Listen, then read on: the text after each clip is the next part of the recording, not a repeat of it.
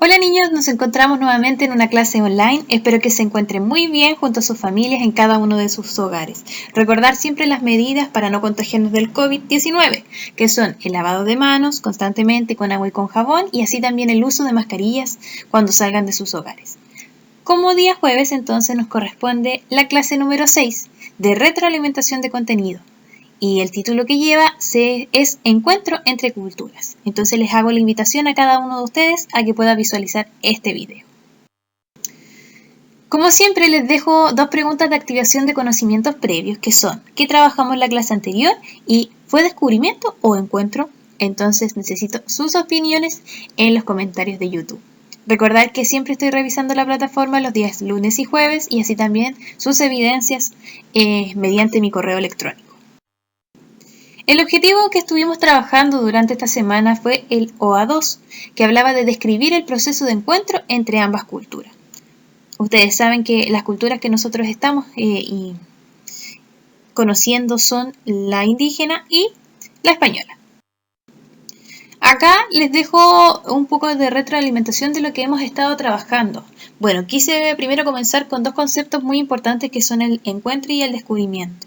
Si bien para la historia ambos son aceptados, antes se conocía como descubrimiento y hoy en día ya se habla de un encuentro entre ambas culturas. Cuando hablamos de encuentro hablamos de una acción casual, ¿ya? Y cuando hablamos de descubrimiento hablamos de descubrir algo nuevo. Pero como les dije, ambas visiones son completamente aceptadas por la historia.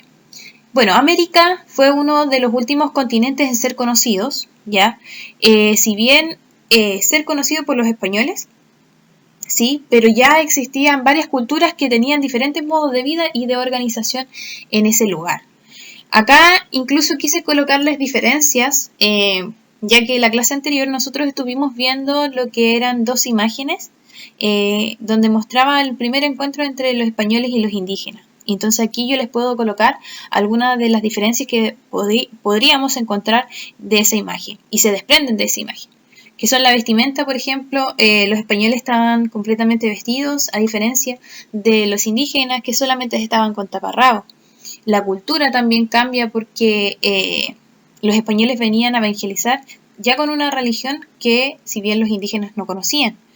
La alimentación también era diferente, ya que los españoles tenían otra alimentación y los indígenas, en cambio, se alimentaban de todo lo que venía de la tierra.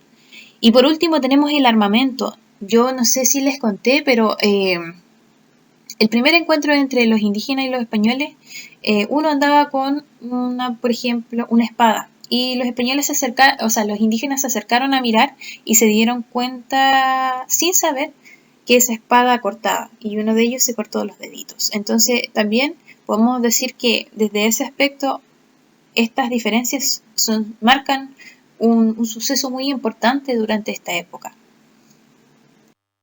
Bueno, acá también quise colocarles la línea de tiempo que ustedes tenían que realizar en su cuaderno con los hitos más importantes del proceso de conquista, porque si bien sabemos lo que fue un encuentro, ahora ya nos vamos dirigiendo a lo que es la conquista de América y así también de nuestro país, que es Chile.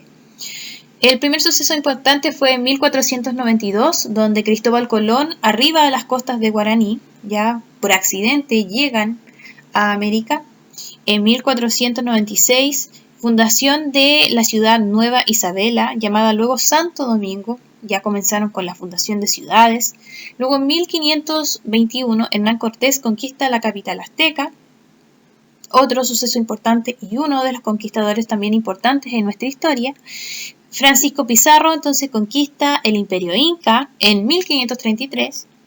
En 1536, expedición de Diego de Almagro llega a Chile, ya estamos acercándonos a nuestro país entonces, y en 1541 se inició la conquista de Chile.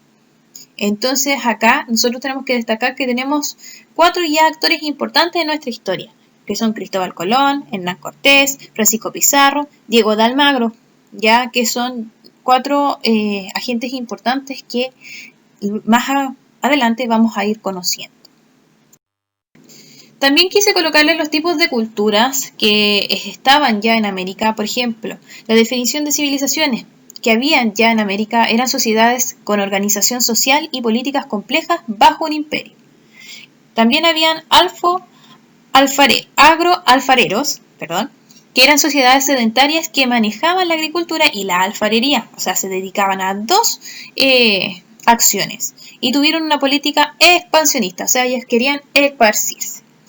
Los pescadores también son las bandas o clanes nómadas que recorrían las costas recolectando, pescando o cazando. Y por último tenemos los cazadores-recolectores, que eran sociedades, bandas, clanes nómadas que practicaban la agricultura, tenían una organización social y política, pero menos compleja que, por ejemplo, las civilizaciones.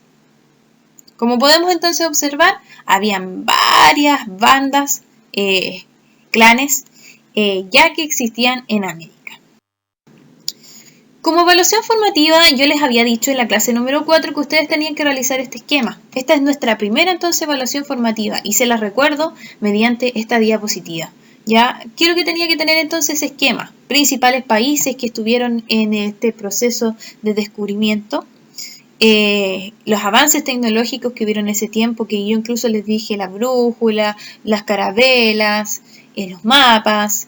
Las dificultades de navegación, había la alimentación, los motines, entre otras cosas, fechas importantes, cuándo fue el descubrimiento, cuándo zarparon las carabelas y los principales navegantes que también se basaron en la clase número 4 y que ustedes tuvieron que destacar, ¿ya? Y tenían que haberlo escrito. Esta es la evaluación número 1 formativa, la cual ustedes tenían que enviar a mi correo electrónico. Entonces les recuerdo para que lo puedan hacer y colocarse al día. Si bien nosotros seguimos trabajando, yo les voy a avisar mediante ya sea calendario de evaluación o en la clase misma cuál es su evaluación formativa y cuándo ustedes me tienen que enviar evidencias. Entonces recordarles, cuando es una evaluación formativa se envía evidencias a mi correo electrónico que está al principio de la presentación. Así que espero que les haya gustado la clase y que tengan una excelente semana y nos vemos en una próxima clase. Chao, niños.